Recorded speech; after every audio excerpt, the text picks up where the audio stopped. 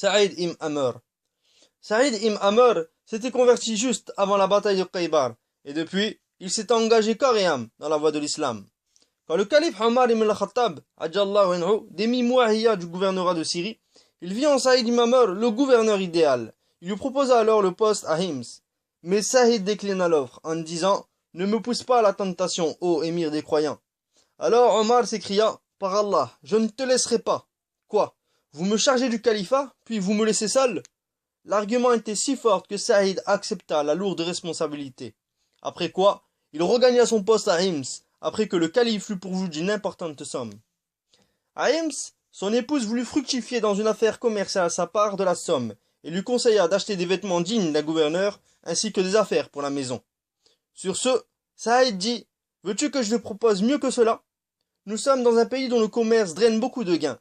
Donnons notre argent à quelqu'un, et le fructifiera. » Sa femme ayant accepté l'idée, Saïd ibn Amr sortit au marché.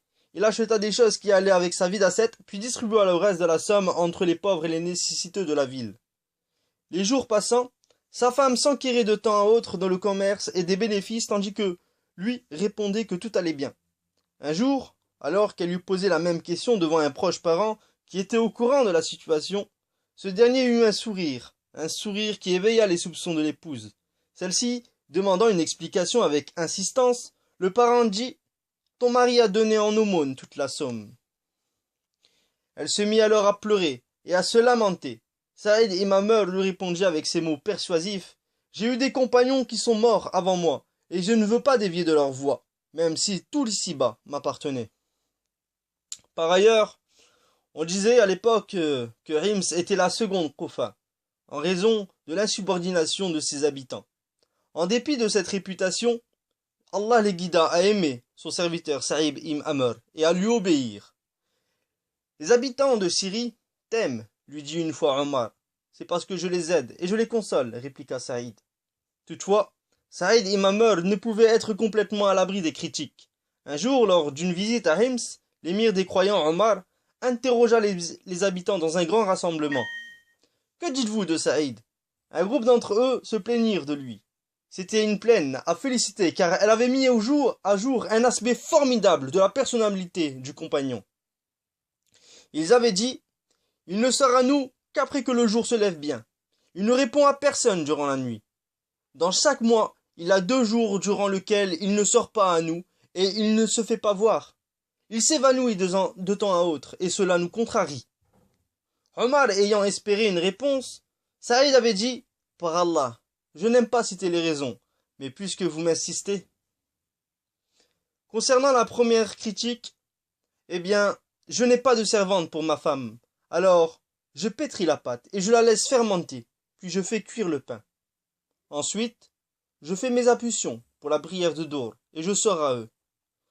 Pour la seconde critique, eh bien, le jour, je le consacre pour eux et la nuit, je la consacre pour mon Créateur. Quant à la troisième critique, eh bien, je n'ai pas de servante pour laver mon habit et je n'ai pas d'autre habit à mettre. Alors, je lave mon habit et j'attends jusqu'à ce qu'il sèche, puis je sors à eux. Pour la dernière critique, eh bien, cela est en relation avec la mort de Qubayl al-Ansari à la Mecque. Les Qurayshites l'avaient atrocement torturé. Ils lui disaient « Aimes-tu que Mohammed soit à ta place pendant que toi, tu es chez toi, sain et sauf ?»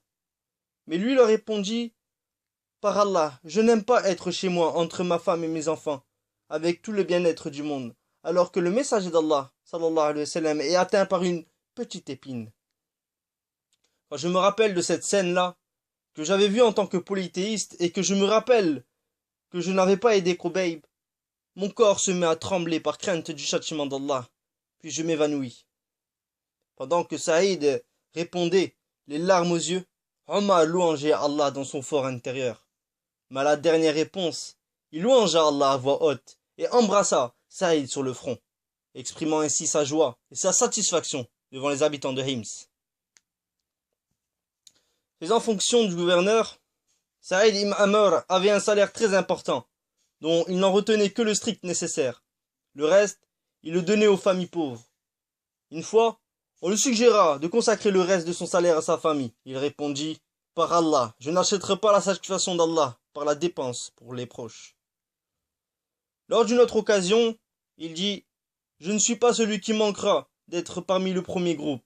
Après que j'ai entendu le messager d'Allah sallallahu alayhi wa sallam dire, Allah rassemblera les hommes pour le jugement, les pauvres d'entre les croyants avanceront alors un pas pressé. On leur dira, arrêtez-vous pour le jugement. Ils diront, nous n'avons rien pour être jugés. Sur ce, Allah dira, mes adorateurs sont véridiques, et ils entreront au jardin avant les autres.